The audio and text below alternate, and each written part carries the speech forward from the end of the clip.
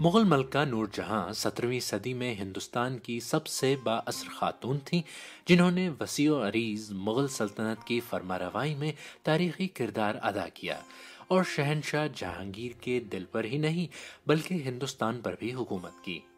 लोगों ने उनकी मोहब्बत और बहादुरी के किस्से तो सुन रखे हैं, लेकिन वो उनकी सियासी फरासत, बुलंद हौसलगी और उनकी सरगर्म अमली दुनिया के बारे में बहुत कम जानते हैं। एक ऐसे दौर में जब खवातीन हुकूमत के काम में शाज़ो नादिर ही दखल रखती थीं, आखिर नूरजहां इतनी ताकतवर कैसे बनी? मैं हूं खालिद करामत और आप सुन रहे हैं बीबीसी उर्दू की ऑडियो स्टोरीज। पैदाइश के वक्त उनका नाम मेहरुन्निसा रखा गया था, लेकिन उनके खाविंद और मुगल बादशाह ने उन्हें नूरजहां का खिताब इनायत किया। वो मलका एलिज़ाबेथ अव्वल की पैदाइश की चंद दहाई बाद ही पैदा हुई, लेकिन उन्होंने अपनी बरतानवी हम मनसब से कहीं ज्यादा मुतनव्वे खत्ते पर हुक्मरानी की। तारीखदान रूबी लाल वजाहत करती हैं कि आज यानी हाल को समझने के लिए नूरजहां के दौरे हुकूमत की तारीख को समझना जरूरी क्यों है। मुगलों ने 16वीं सदी के अवाइल में अपनी सल्तनत के क़याम से लेकर बर्रे सगीर पर 300 साल से ज़्यादा अरसे तक हुकूमत की। ये इंडिया की सबसे बड़ी और सबसे ज़्यादा ताकतवर सल्तनत थी।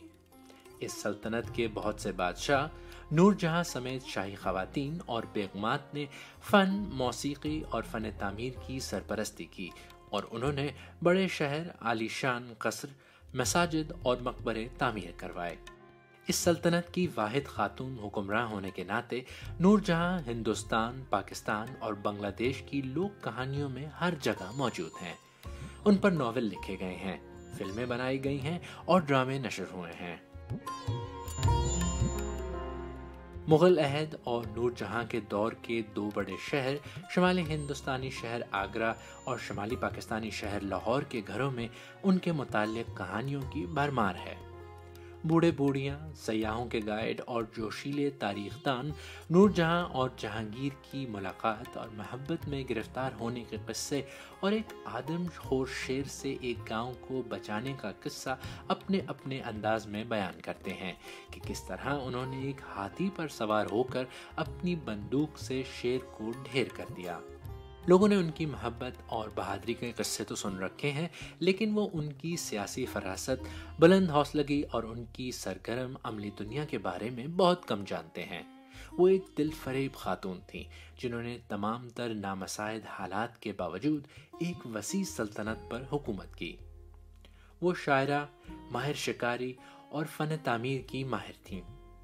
अपने वालदैन के लिए उन्होंने आगरा में मकबरे का जो डिज़ाइन तैयार किया था, उसकी जलवागरी बाद में ताजमहल में नजर आती है।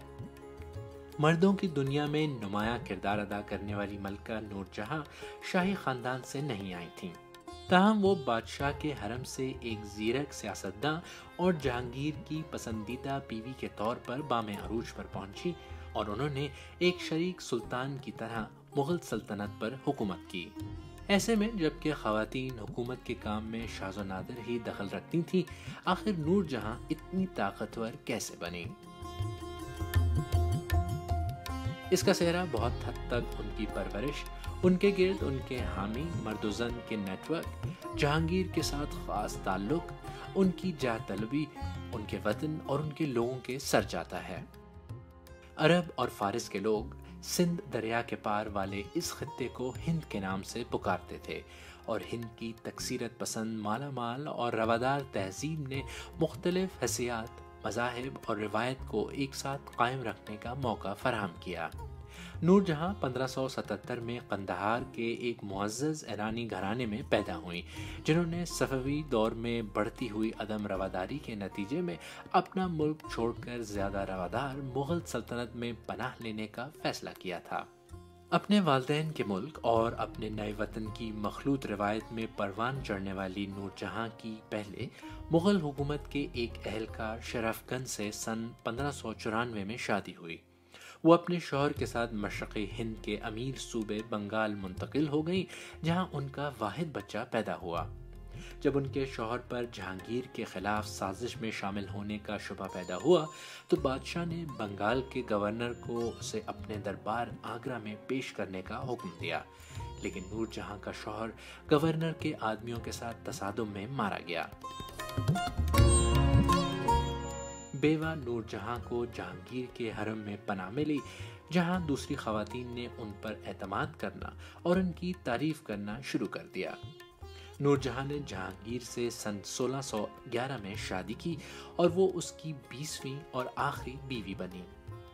ہر چند کے درباری ریکارڈ میں بہت کم خواتین کا ذکر درج کیا جاتا تھا، لیکن جہانگیر نے سن 1614 کے بعد اپنے روزنامچے میں نور جہاں کے ساتھ اپنے مخصوص رشتے کا ذکر کرنا شروع کیا، اور انہوں نے نور جہاں کا توصیفی خاکہ پیش کیا کہ وہ حساس ساتھی ہیں، ایک شاندار خیال رکھنے والی ہیں، ایک ماہر مشورہ دینے والی، ایک اچھی شکاری، سفیر اور فن کی پرستار ہیں۔ بہت سے تاریخ دانوں کا خیال ہے کہ جہانگیر شراب کی مریضانہ لت کا شکار تھا، جسے حکومت پر توجہ دینے کی طاقت نہیں تھی، اور اسی لیے اس نے اپنی حکومت کی عنان نور جہاں کے ہاتھوں میں سونپ دی تھی، لیکن اس میں مکمل صداقت نہیں ہے۔ یہ سچ ہے کہ بادشاہ بلانوش تھا اور افیم کا دھواں اڑاتا تھا۔ یہ بھی درست ہے کہ وہ اپنی بیگم سے بہت محبت کرتا تھا، لیکن یہ نور جہاں کے ایک اہم حکمران بننے کی وجوہات نہیں ہیں۔ دراصل نور جہاں اور جہانگیر ایک دوسرے کو مکمل کرتے تھے، اور بادشاہ اپنی بیگم کے شریک حکمراں ہونے کے بوجھ سے کبھی غیر مطمئن نہیں ہوا۔ شادی کے فوراً بعد نور جہاں نے اپنے ایک ملازم کی زمین کے تحفظ کے لیے ایک شاہی فرمان جاری کیا۔ ان کے فرمان میں نور جہاں بادشاہ بیگم لکھا تھا، اور یہ ان کی مطلق العنانی اور ان کے اختیارات میں ترقی کی علامت تھا۔ سن 1617 میں سونے اور چاندی کے سکوں پر جہانگیر کے نام کے ساتھ ان کا نام بھی گندا ہونے لگا۔ دربار کے واقعہ نویس، غیر ملکی سفیر، تاجر اور درباری جلد ہی ان کی اہمیت کو محسوس کرنے لگے۔ ایک درباری نے ایک واقعہ بیان کیا کہ کس طرح انہوں نے مردوں کے لیے مخصوص شاہی بالاخانے پر آ کر لوگوں کو حیران کر دیا۔